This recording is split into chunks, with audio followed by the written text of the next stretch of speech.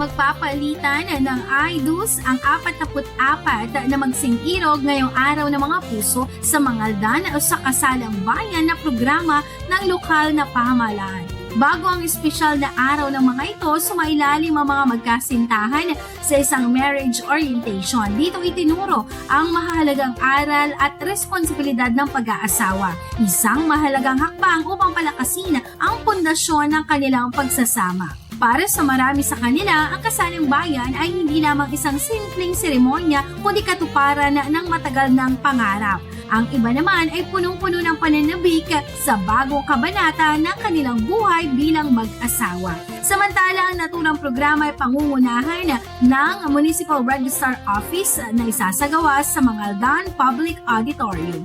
Yan ang ating good news for today. Ako si Idol Tita Ronnie Tatak, IFM.